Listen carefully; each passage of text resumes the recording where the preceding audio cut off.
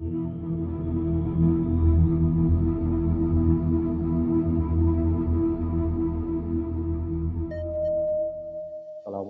warahmatullahi wabarakatuh. Saya izin buka masker. Alhamdulillah, wassalatu wassalamu ala rasulillah, wala hawla wala quwwata illa billah. Subhanaka la ilma lana illa ma'allamtana innaka antal alimul hakim. Allahumma jalna mimman yastami'una al-qawla fayattabi'una ahsan. Yang saya hormati Bapak-bapak, ibu-ibu, seluruh hadirin jamaah pengajian Ahad pagi Majelis Tabligh pimpinan daerah Muhammadiyah Kabupaten Malang. Mari kita bersyukur kepada Allah Subhanahu wa taala.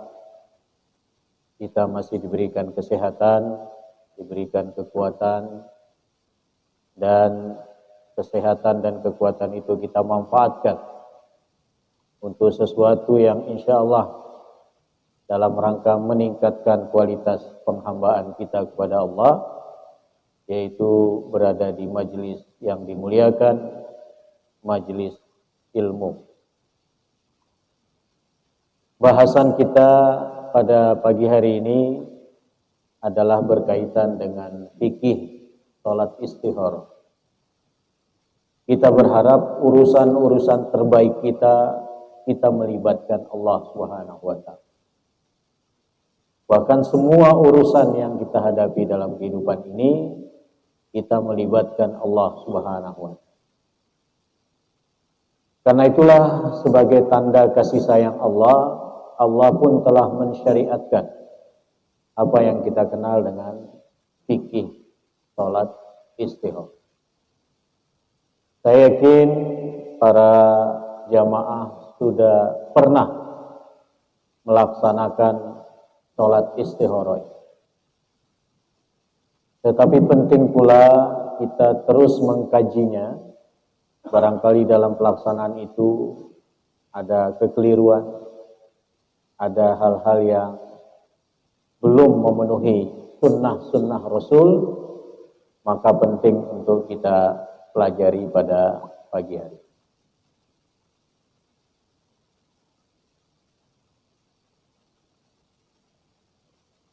Baik, kita awali dulu dengan beberapa kalimat pembukaan bahwa manusia adalah makhluk yang lemah. Khuliqal insanu dha'ifa. Manusia diciptakan lemah. Karena itu dia sangat membutuhkan pertolongan Allah dalam semua urusan. Sudah tentu bagi mereka yang mengimani kekuasaan Allah Subhanahu wa taala. Sebab dia tidak mengetahui perkara yang gaib.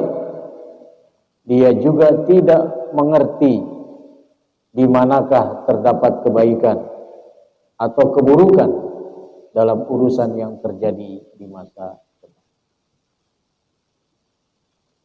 Seorang muslim hendaknya memiliki keyakinan yang kuat tanpa keraguan bahwa pengaturan dan kendali semua urusan di alam ini ada di tangan Allah. Termasuk kendali COVID-19, ini semua berada di tangan Allah. Jadi walaupun sampai saat ini belum ada tanda-tanda berakhir, setidak-tidaknya kita terus berharap dan berikhtiar bahwa Allah mengendali COVID ini sehingga kita terus memperoleh pahala dari musibah ini. Jangan sampai keluh kesah, jangan sampai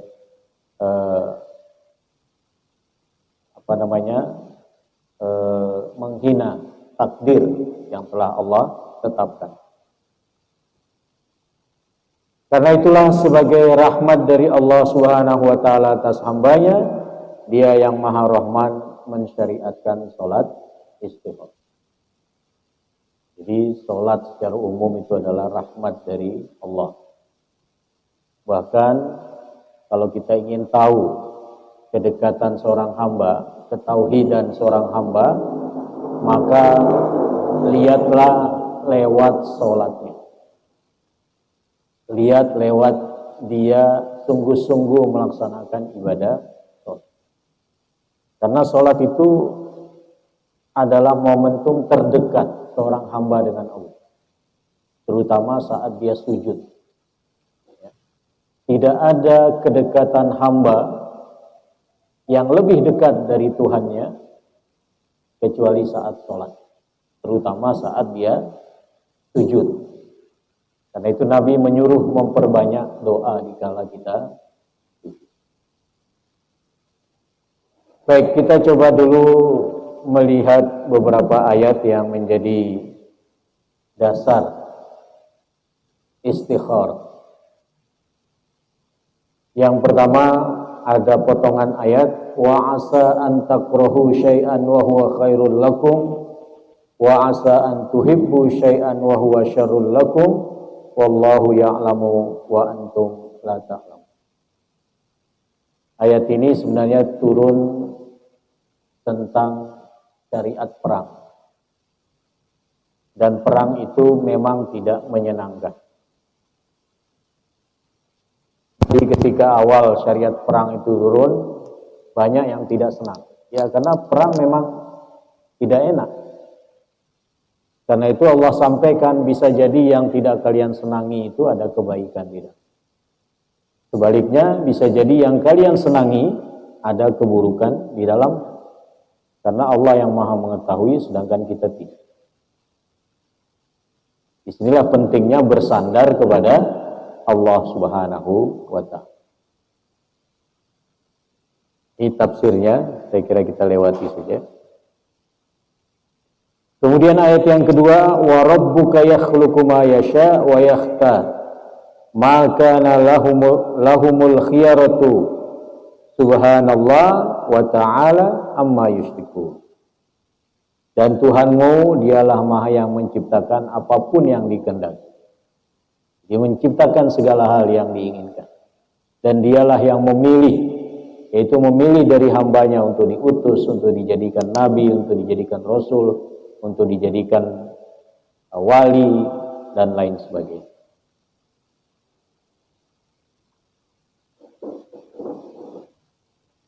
Kita coba lihat di sini.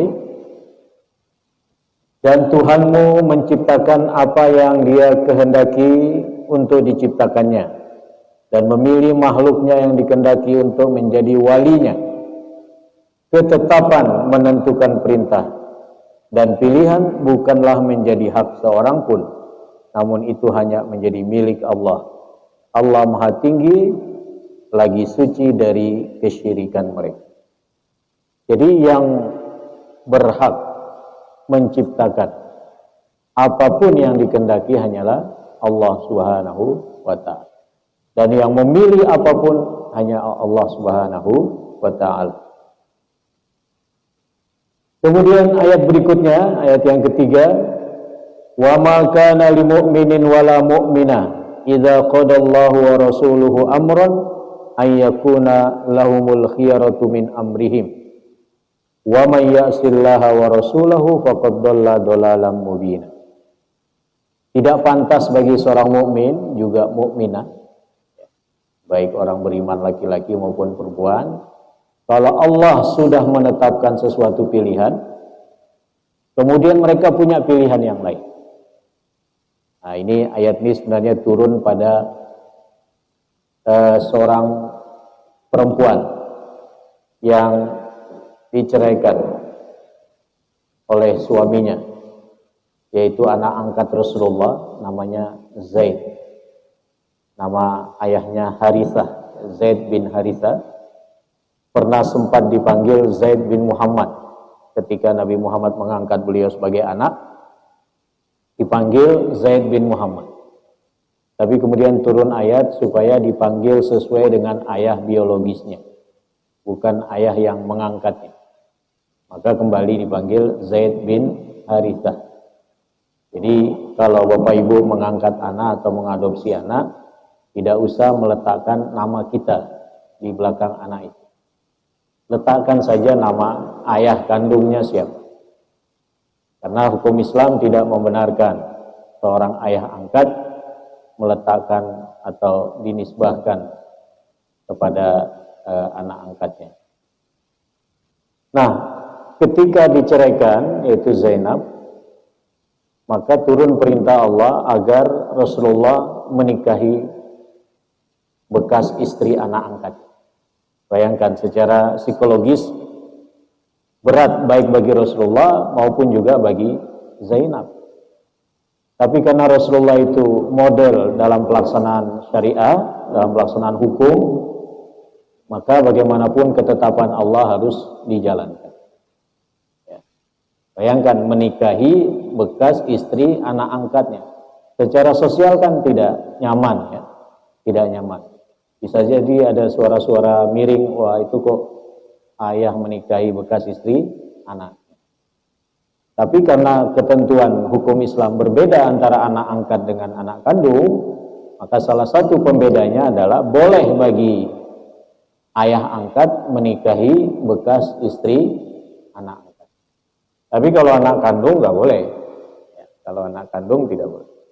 Nah, inilah ketetapan yang telah Allah tetapkan, dan bagi seorang mukmin tidak boleh menolak yang telah ditetapkan oleh Allah. Nah, sekarang kita masuk pada definisi dari istikharah. Yang pertama disebut thalabul khiyarah fi syai'.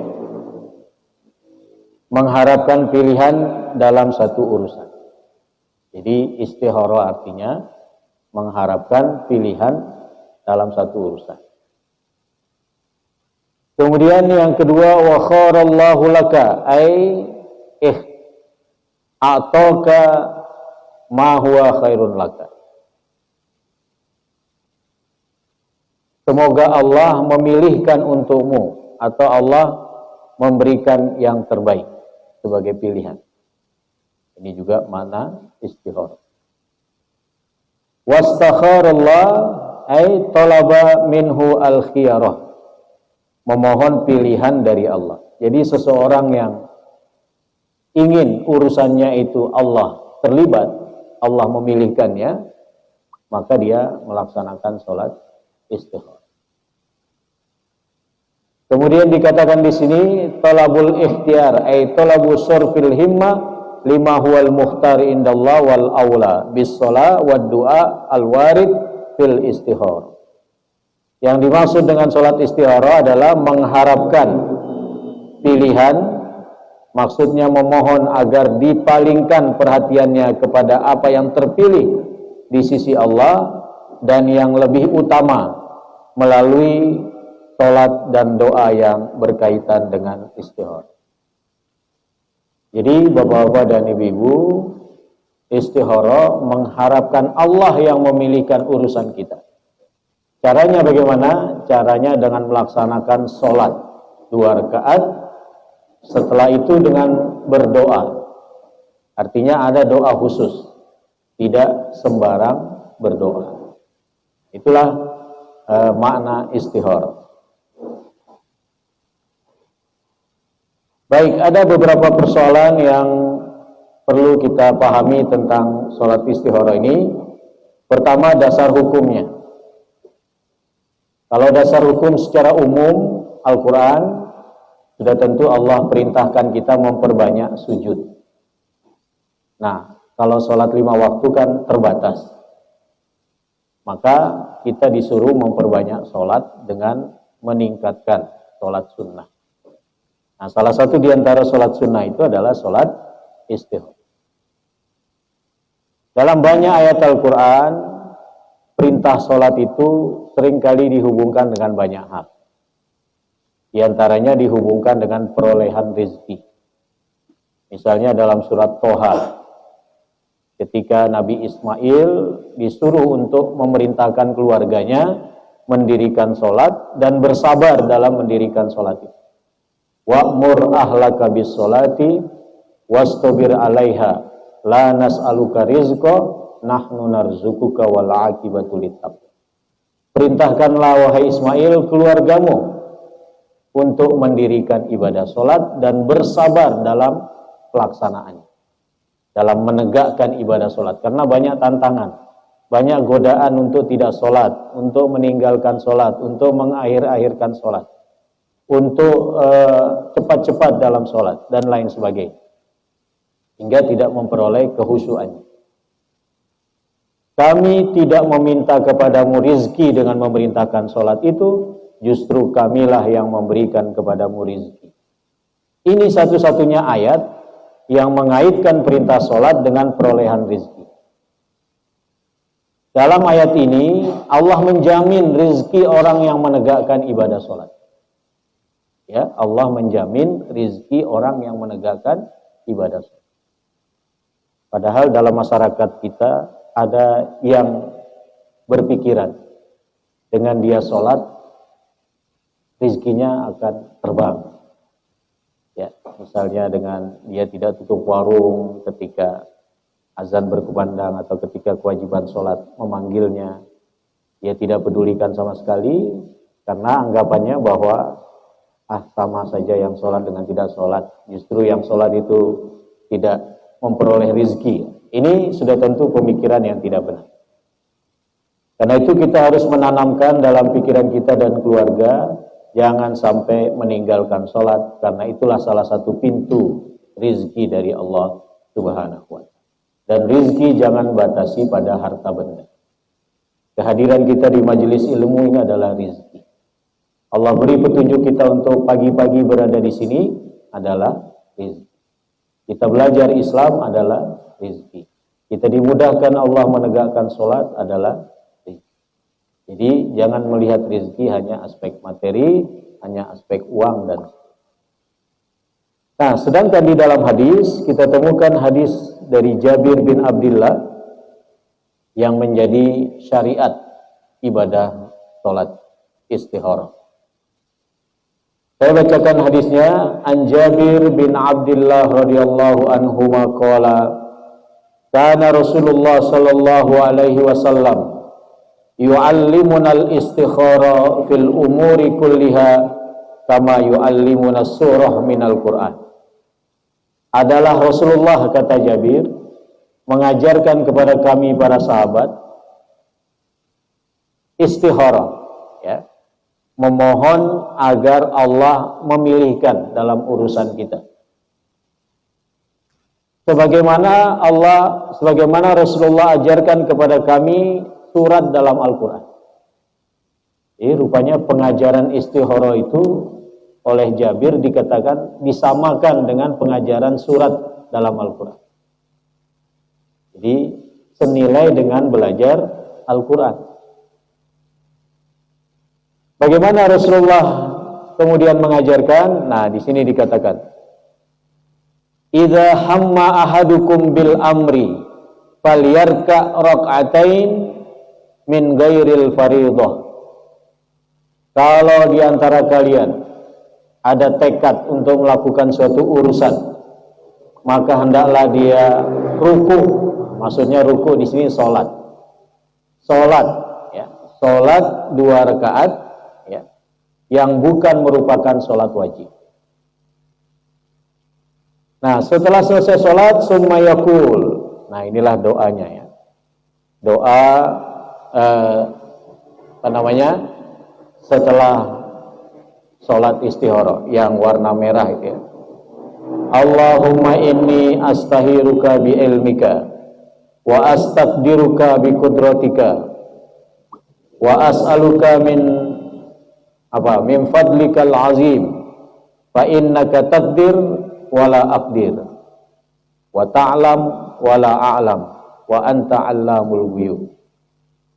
Allahumma in kunta ta'lamu anna hadzal amra, apa itu urusannya disebut, ya.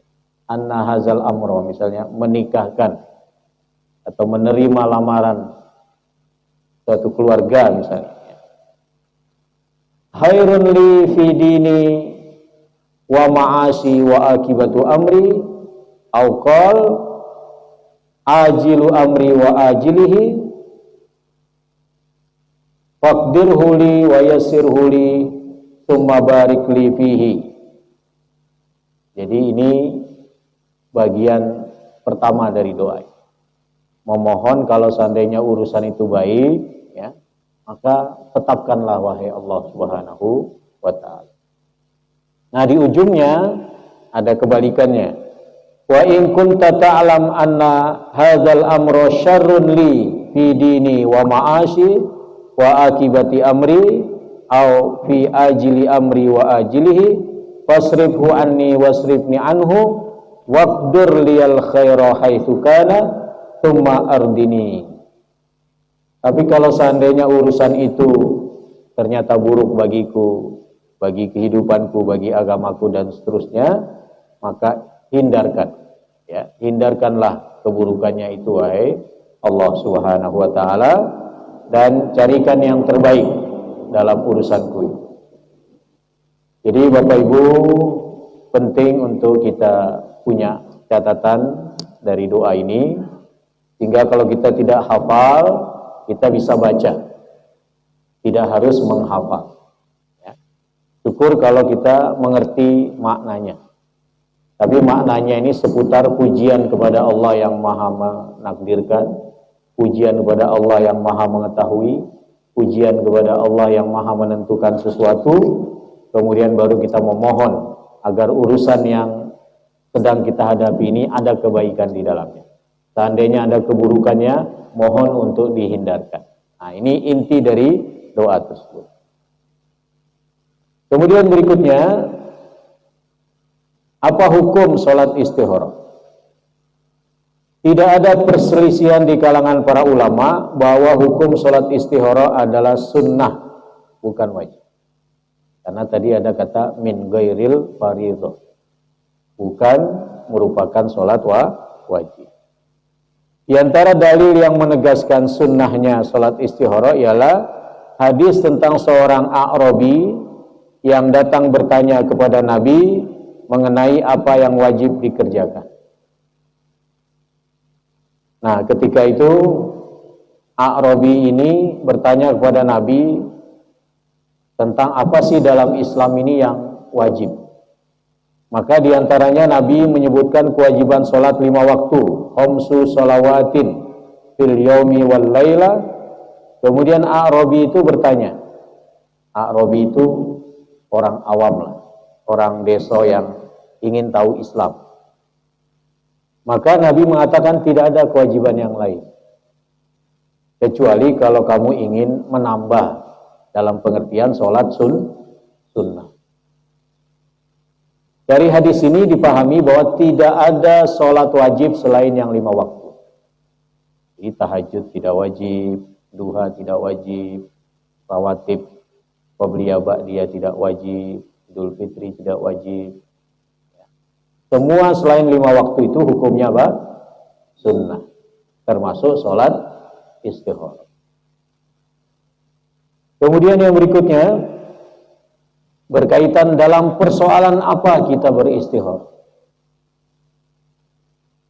Ibnu Hamzah mengatakan terhadap perkara yang wajib dan sunnah sesungguhnya tidak perlu istikharah untuk melakukannya. Jadi mau puasa Ramadan nggak usah istikharah, puasa Ramadan diwajibkan. Atau mau puasa Senin Kemis nggak usah istikharah. Masa mau puasa Senin Kemis istikharah dulu? Artinya untuk hal yang perkaranya sudah wajib atau sunnah tidak usah istikharah. Demikian juga perkara yang haram dan makruh tidak perlu istikharah. Mau mencuri kok istikharah. Jadi ini mencampur adukan kebatilan dengan kebenaran. Maka jelaslah bahwa istikharah hanya berlaku pada hal-hal yang mubah atau yang boleh, atau yang mustahab, ya, yang dianjurkan apabila terjadi pertentangan antara keduanya, mana yang didahulukan dan yang dipilih untuk dikerjakan. Jadi kalau ada dua pilihan sunnah, ya, ini sunnah, satunya juga sunnah, maka boleh diistikharahi untuk mendapatkan petunjuk mana yang lebih utama untuk didahulukan. Perkara yang sunnah pada asalnya tidak perlu istikharah.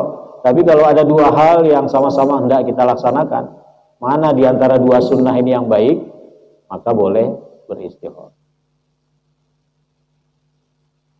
Al-Hafidz Ibnu Hajar dalam kitab Fathul Bari ketika menjelaskan hadis nomor 5903 mengatakan, mengutip perkataan Abu Hamzah, fa innal wajib wal mustahab la yustakharu fi fi'lihima.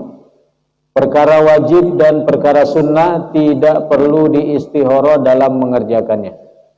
Wal haram wal makruh la yustakhar fi tarkihima. Demikian juga yang haram dan yang makruh tidak perlu beristihara untuk meninggalkannya. Meninggalkan merokok misalnya, gak perlu istihara. Wa fil mustahab idza ta'arada minhu amrani ayyuhuma yabda bihi wa yaqtasir alaihi. Fanhasara al-amru fil mubah, maka terbatas pada hal-hal yang mubah saja, yang boleh. Sedangkan yang mustahab atau yang sunnah, kalau ada dua hal yang bertentangan untuk dikerjakan, mana yang didahulukan, maka boleh beristihara untuk yang sunnah. Jadi apa perkara yang boleh diistihara? Perkara yang mubah, atau perkara yang dianjurkan, disunnahkan, tapi ada dua yang ingin kita lakukan. Mana ini yang perlu didahulukan? Maka boleh beristihara. Kemudian berikutnya, kapan memulai istihara? Istihara dimulai ketika seorang sudah mempunyai keinginan kuat untuk melakukan suatu atau menghadapi persoalan yang hukumnya mubah. Hal ini ditunjukkan oleh sabda Nabi dalam hadis Jabir tadi, idza hamma, apabila salah seorang di antara kalian mempunyai rencana. Jadi istihara itu dilakukan ketika muncul tekad yang bulat untuk mengerjakannya, dan sebelum mulai melaksanakan pekerjaan atau urusan itu, maka dilaksanakanlah istihara.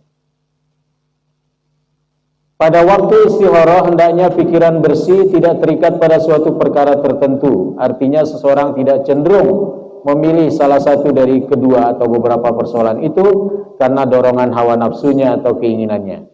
Akan tetapi hendaklah dia bebas dari semua itu dan menyerahkan pilihan kepada Allah, karena pilihan Allah pasti yang terbaik. Berarti hatinya diposisikan netral dulu. Jadi kalau ada beberapa urusan, mana diantaranya yang ingin dia laksanakan, kemudian dia berharap Allah memilihkannya, jadi hatinya harus netral dulu sebelum istihara. Tapi nanti setelah istihara muncul pilihan tertentu pada satu persoalan, boleh. Tapi selama belum istihara, netralkan dulu hatinya pada beberapa persoalan yang ingin dia lakukan itu. Kemudian berikutnya, apakah istihara itu 2 rakaat khusus atau boleh dengan sholat sunnah yang lain? Pendapat yang sahih dan kuat dalam masalah ini ialah kalau seseorang sholat sunnah apapun dengan niat istihara, maka sholatnya sah dengan izin Allah. Akan tetapi sebelum dia memulainya, dia harus mempunyai keyakinan dan tekad serta niat yang kuat bahwa dengan sholat sunnah ini dia ingin melakukan istihara sekaligus. Jadi Bapak Ibu, istihara itu bukan sholat independen, ya, bukan sholat khusus.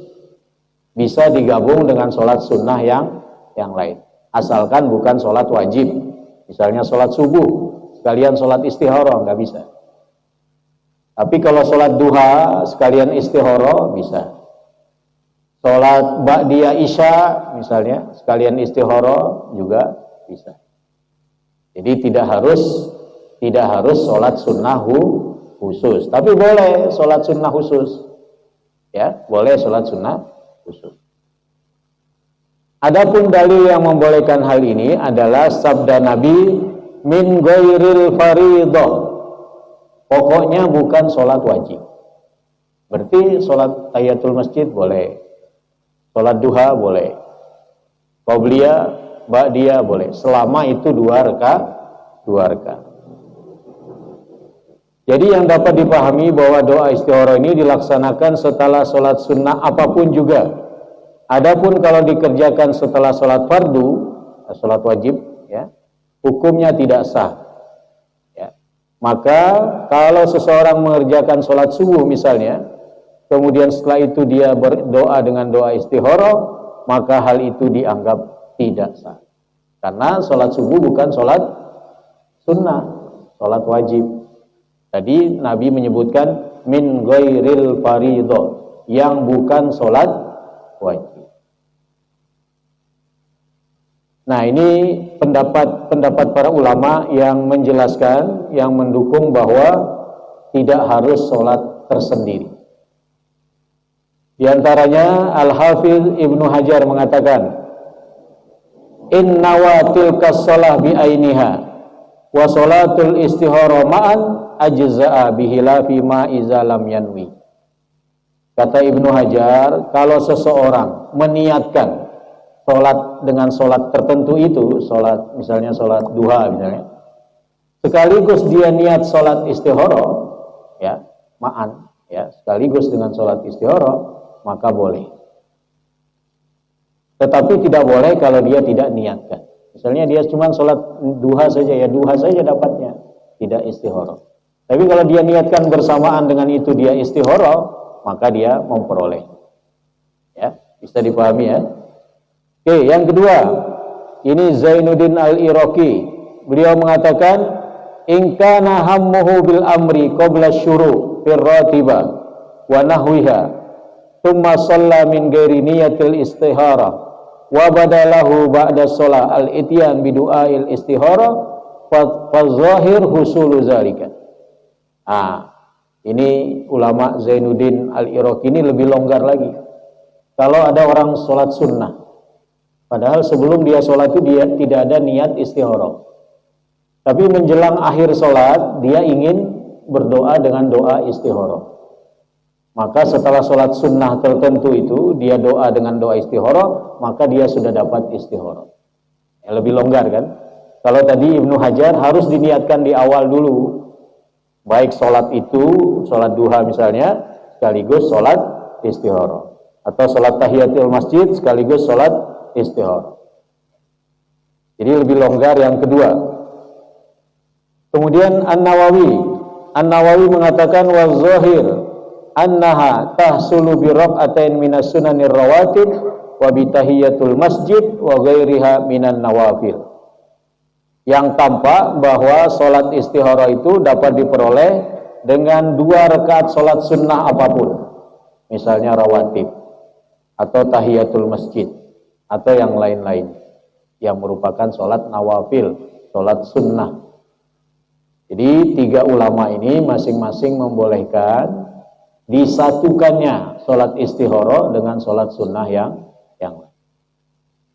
Tapi kalau Bapak Ibu mau sholat tersendiri karena sholat sunnahnya sudah misalnya, ya nggak apa-apa, sholat sunnah khusus untuk istihara. Jadi ini kan lebih mudah ya, mudah untuk digabungkan, mudah juga untuk dilaksanakan secara tersendiri. Kemudian berikutnya,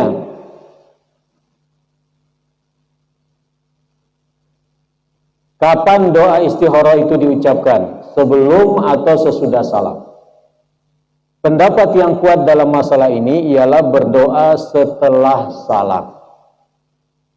Yang berpendapat boleh berdoa sebelum salam diantaranya Syekhul Islam Ibnu Taimiyah. Kata beliau, yajuzud du'a fi sholatil istihara wa ghairiha qabla salam wa ba'dahu. Kata Ibnu Taimiyah, boleh berdoa untuk sholat istihara atau sholat yang lainnya sebelum salam maupun sesudah. Jadi beliau tidak memilih sebelum salam saja, tapi memilih juga sesudah salam. Jadi 2. Kemudian beliau mengatakan wa du'a qabla salam afdal. Doa sebelum salam itu lebih utama. Fa innan Nabi sallallahu alaihi wasallam aktsaru du'aihi kana qabla salam. Nabi itu banyak berdoa justru sebelum salam. Wal musalli qabla salam lam yansarif wa hadza ahsan. Dan orang yang sholat itu sebelum salam masih berada dalam posisi sholat, dan ini lebih utama. Itu kata Ibnu Taimiyah. Tapi pendapat yang kuat mengatakan setelah salam, ya, karena ada kata summa itu ya. Adapun berdoa setelah salam dilihat dari lahiriah hadis, ya. Min ghairil fardhah tsumma yaqul. Ada kata tsumma. Tsumma itu artinya ada hierarki suatu perbuatan. Jadi setelah selesai suatu perbuatan baru perbuatan yang berikutnya. Berarti setelah selesai sholat baru berdoa. Nah, ini pendapat yang kuat. Kemudian Al-Lajnah Ad-Daimah, semacam komisi fatwanya MUI Saudi, ya, mengeluarkan fatwa bahwa doa istikharah dilaksanakan setelah selesai melaksanakan sholat sunnah. Berarti kapan dibaca? Setelah salam.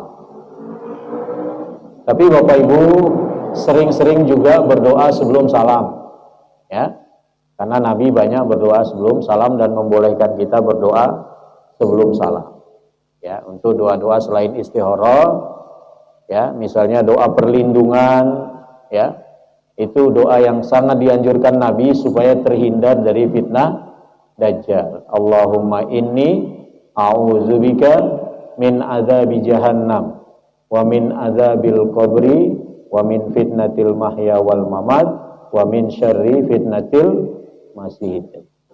Nah, imam kok belum salam, apakah kita diam saja atau lanjutkan doa?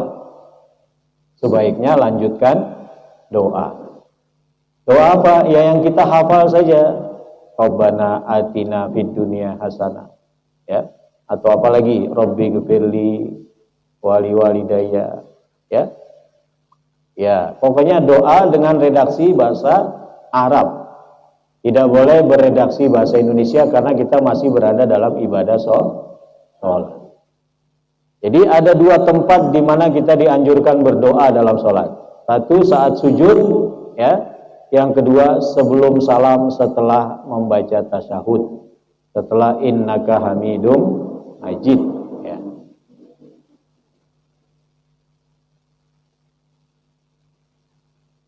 Nah, ini dalil doa sebelum salam. Kata Nabi, "Tsumma liyatakhayyar ahadukum minad du'a a'jabahu ilai falyad'u bihi rabbahu." Hendaklah dia memilih, ya, doa yang dia inginkan. Kemudian dia berdoa dengan doa itu. Atau yatashahhadur rajulu tsumma yusalli 'alan nabi tsumma yad'u li nafsi. Setelah seseorang selesai tasyahud, kemudian bersolawat kepada Nabi sampai innaka hamidum majid, ya. Kemudian hendaklah dia berdoa. Jadi dua dalil ini menyuruh kita atau menganjurkan kita supaya memanfaatkan momentum sebelum salam untuk berdoa. Tapi ingat setelah baca tasyahud dan salawat Ibrahimiyah. Kemudian berikutnya, bolehkah membaca doa istikharah dari buku atau kertas atau HP atau sejenisnya karena belum hafal? Sebagian orang beralasan meninggalkan sholat istikharah karena tidak hafal doanya yang panjang tadi. Menghafal doa istikharah tentulah lebih baik dan lebih bermanfaat baginya. Kalaupun tidak, maka sesungguhnya Allah tidak membebani seseorang kecuali sesuai dengan kesanggupannya. Maka boleh dia membaca doa ini dari buku atau lembaran atau yang lain. Jadi nggak usah khawatir tidak hafal. Ya, boleh dibaca dari lembar. Jadi boleh kita ambil dari internet, kemudian kita perbesar, kita fotokopi, kita tempel di ranjang kita atau di musola rumah kita, di mana kita biasa sholat misalnya, sehingga setelah selesai sholat istikharah kita bisa ambil untuk kita baca. Berdasarkan fatwa Lajnah Ad-Daimah, in hafidtad du'a lil istikharah aw qara'tahu minal kitab fal amru fi dzalika wasi'. Kalau Anda hafal doa istikharah atau Anda baca dari suatu kitab atau yang lainnya, maka persoalannya sangat luas, sangat fleksibel. Tidak ada keharusan menghafal. Wa alaikal ijtihad fi ihdari qalbika wal khusyu' lillah wasidqu fid du'a. Yang terpenting bagaimana menghadirkan hati saat berdoa itu. Menghadirkan kehusyuan saat berdoa dan kesungguhan dalam berdoa itu sendiri. Itu yang penting, bukan harus menghafalnya. Menghafal bagus, tapi kalau tidak bukan berarti penghalang untuk melaksanakan sholat istikharah. Kemudian berikutnya, apakah sah memisahkan sholat dengan doa? Jadi selesai sholat, mungkin minum kopi dulu gitu ya, baru nanti berdoa, ya. Atau hal-hal lain yang memisahkan antara sholat dengan doa. Orang yang telah melaksanakan sholat istikharah, kemudian memisahkan antara sholat dengan doa, seperti dengan zikir sebelum masuk ke dalam doa, apakah yang seperti ini boleh atau tidak? Para ulama mengatakan, kalau pemisah itu sedikit, artinya sebentar, tidak terlalu panjang, maka tidak mengapa, seperti memisahkan antara sholat dan doa dengan memuji Allah dan mengucapkan sholawat atas Rasulullah. Tidak sah lagi, karena yang demikian adalah doa juga, dan doa itu sendiri dianjurkan dibuka dengan memuji Allah dan bersolawat. Artinya boleh, tidak harus langsung berdoa. Mungkin zikir dulu, mungkin istighfar dulu, mungkin muji Allah dan bersolawat dulu, maka itu dibolehkan, selama tidak terlalu panjang. Imam Asy-Syaukani dalam kitab Nailul Autar mengatakan, qauluhu tsumma liyaqul fihi annahu la yadur ta'khiru du'ail istihara anis shalah. Kata Imam Asy-Syaukani, ketika Nabi bersabda, kemudian hendaklah dia mengatakan, dalam hadis Jabir tadi, ya, dalam penjelasan ini bahwa tidak mengapa mengakhirkan doa istihara dari sholat, malam yutil al-fasla, selama jedanya itu tidak terlalu panjang. Wa annahu la yudir al-fasla bi kalamin ahar yasir khususan in kana min adabid du'a li'annahu ata bi thumma al-muqtadiya lit-tarahi. Juga tidak mengapa, ya, membuat jeda dengan ucapan-ucapan yang ringan, ya, apalagi itu berkaitan dengan adab berdoa, seperti memuji Allah, bersalawat kepada Nabi. Karena hadisnya tadi menggunakan kata summa. Summa itu dalam bahasa Arab artinya apa? Kemudian, ya. Kemudian berarti kan ada jeda sedikit lah, ya, untuk memisahkan antara selesai sholat dengan doa. Kemudian berikutnya, apa hukum sholat istikharah berulang-ulang? Di antara para ulama ada yang berpendapat sunnahnya mengulangi doa dan sholat istikharah ini. Hal ini juga difatwakan oleh Syekh bin Baz dan Al-Albani. Pengulangan ini sebatas apabila hati tetap tidak merasa tenang karena sholat yang pertama. Jadi boleh. Dalil yang menunjukkan bolehnya mengulangi sholat istikharah berulang-ulang adalah sebagai berikut. Apabila Nabi berdoa, beliau berdoa 3 kali. Pernyataan Ibnu Zubair, inni mustahiru rabbi salasan, aku memohon dipilihkan Tuhanku 3 kali, saat beliau memperbaiki Ka'bah akibat penyerangan oleh penduduk Syam. Yang ketiga, bahwa sholat istikharah mirip dengan sholat istisqa dari sisi keduanya adalah sholat hajat.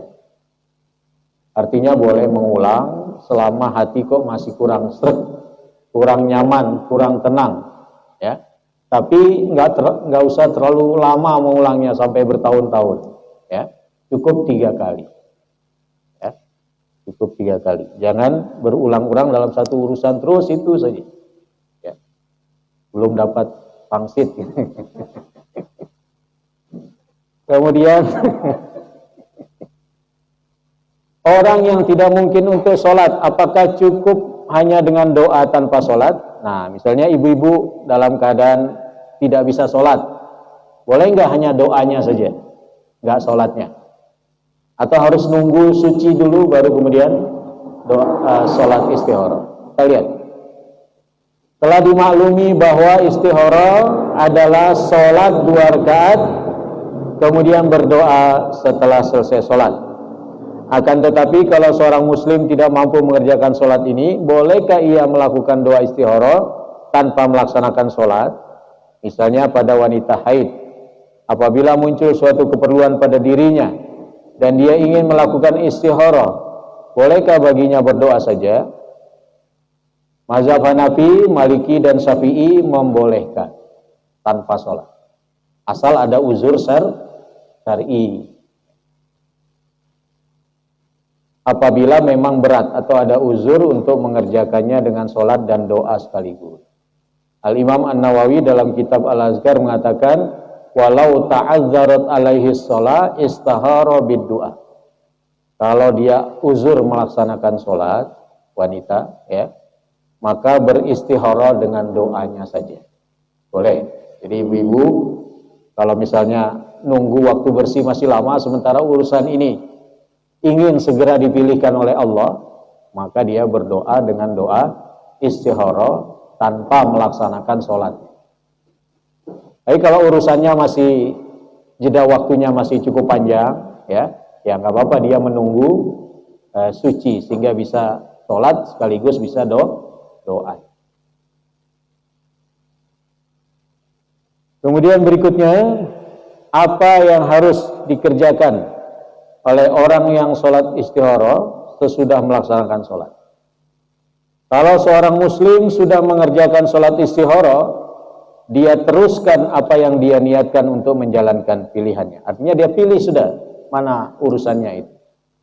Kalau pilihannya itu baik, maka Allah mudahkan, dan kalau buruk, Allah palingkan dan Allah jauhkan dia dari perkara tersebut. Jadi pokoknya sudah istikharah.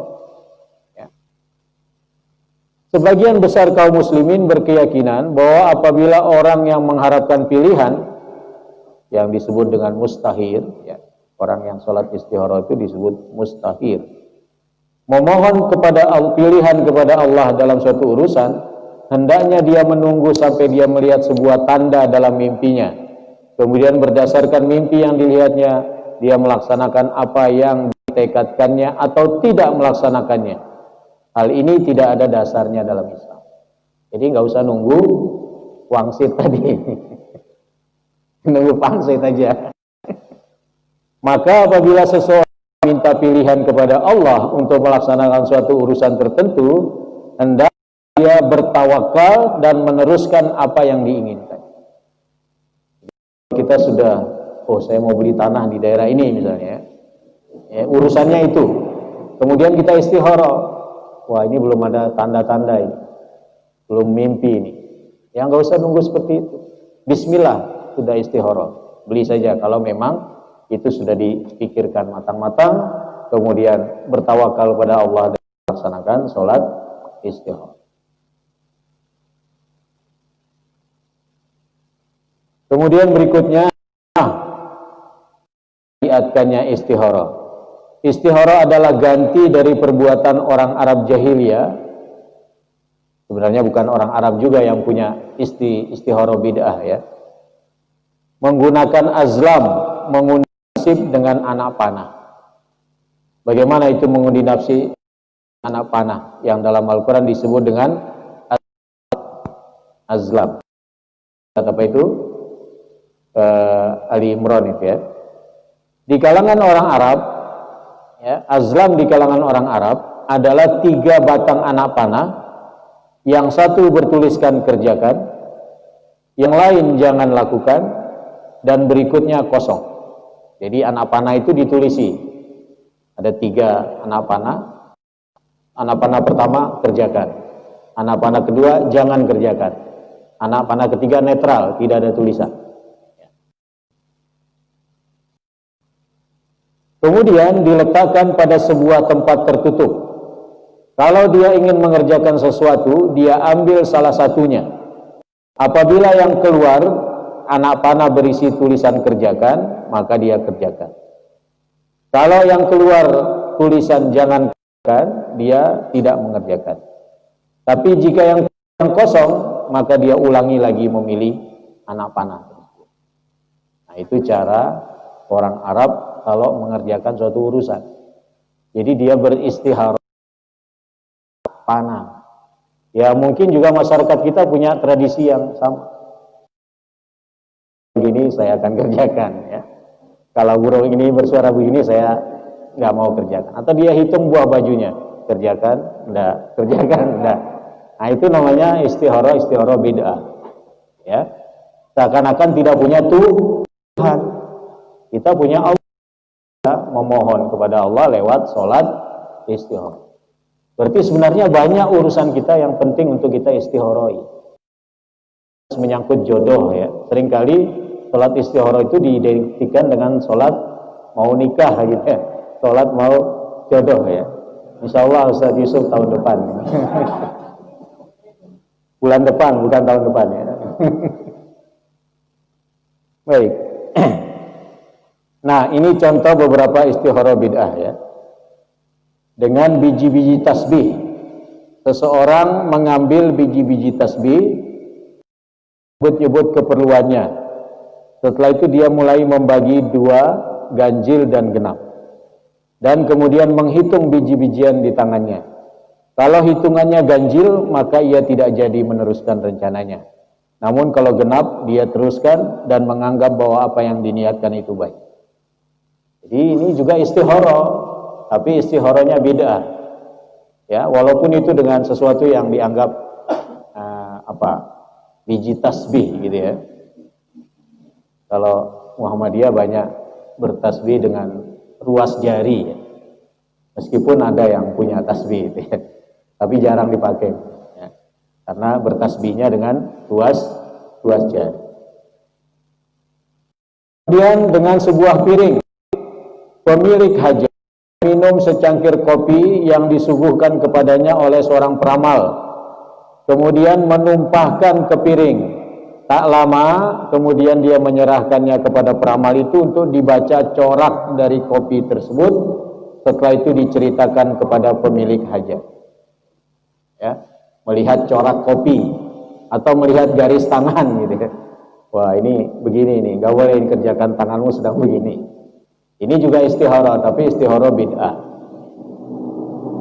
Dengan pasir, seseorang membuat garis putus-putus, kemudian dilanjutkan dengan perhitungan yang hanya diketahui olehnya.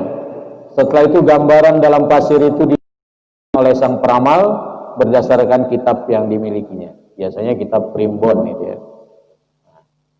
Ini juga bentuk-bentuk istihara yang beda. Bahkan ada dengan mushaf ya, dengan mushaf Al-Quran. Seseorang membuka sebuah mushaf secara acak tanpa memilih. Kemudian dia melihat jenis-jenis ayat yang terbuka. Kalau ayat itu ayat-ayat yang berisi rahmat, ayat-ayat kenikmatan, maka dia teruskan keinginannya. Dan kalau yang terbuka itu ayat-ayat azab, ayat-ayat siksa atau hukuman, maka dia tidak jadi melaksanakan rencana. Jadi dia buka Quran dulu. Wah ini ayat surga ini, berarti saya harus pergi. Ini juga istihara, tapi istihara yang beda. Nah, mana yang baik? Yang Nabi sunnahkan, yaitu melaksanakan sholat. Bapak Ibu, istihara sesungguhnya sangat erat dengan tauhid. Semakin kita menghadirkan Allah dalam urusan kita, berarti semakin kuat keimanan seorang hamba. Seorang hamba tidaklah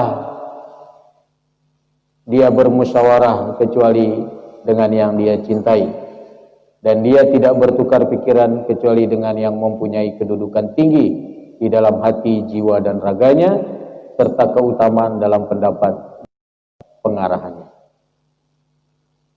Seorang hamba yang meminta baik dari Rabb-nya dalam semua urusannya, dia akan memanggil Rabb-nya dengan semua bentuk kalimat yang agung. Dia akan bermunajat dengan lafaz yang memuliakannya. Istihara memurnikan tauhid. Di dalamnya ada sikap tunduk kepada Allah, yakin dengan taufiknya, pengakuan terhadap ilmunya yang meliputi seluruh perkara gaib, serta dengan tegas mengakui dialah yang mengatur semua takdir yang dikehendaki. Jadi sesungguhnya orang yang sering istihara berarti dia sedang memperdalam tauhid, memperdalam keimanannya kepada Allah, dan ingin semua urusannya Allah dilibatkan. Ya, perkara mubah apapun libatkanlah Allah, dan Allah sudah mensyariatkan sholat istikharah sebagai tanda kasih sayangnya kepada kita hamba-hambanya. Terakhir, qul la ya'lamu man fis samawati wal arda al-ghaiba illallah wa ma yash'uruna ayyana yub'atsun. Katakanlah, tidak ada seorang pun di langit dan di bumi yang mengetahui perkara yang gaib, termasuk Rasulullah, ya, kecuali Allah. Ya. Jadi Allah yang maha mengetahui yang gaib. Karena itu kita serahkan urusan masa depan kita kepada Allah Subhanahu wa ta'ala.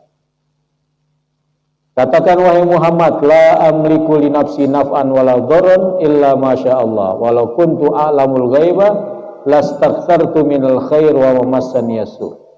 Jadi Nabi Muhammad disuruh mengatakan ungkapan ini. Aku tidak berkuasa menarik manfaat bagi diriku dan tidak pula menolak mudarat kecuali dikehendaki Allah. Dan sekiranya aku, tentulah aku membuat kebaikan sebanyak-banyaknya dan aku tidak akan ditimpa kemudaratan. Ini perintah Allah kepada Nabi untuk mengatakan seperti itu, bahwa Nabi tidak mengetahui perkara yang gaib.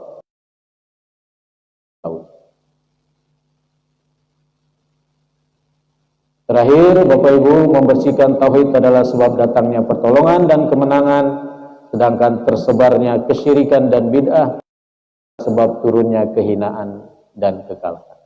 Karena itu istikharah meningkatkan dan memurnikan tauhid kita kepada Allah, dan dari pemurnian tauhid itulah akan datang kebaikan-kebaikan. Demikian saya kira yang dapat saya sampaikan. Wallahu a'lam. Saya kembalikan kepada Ustaz Yusuf. Assalamualaikum warahmatullahi wabarakatuh.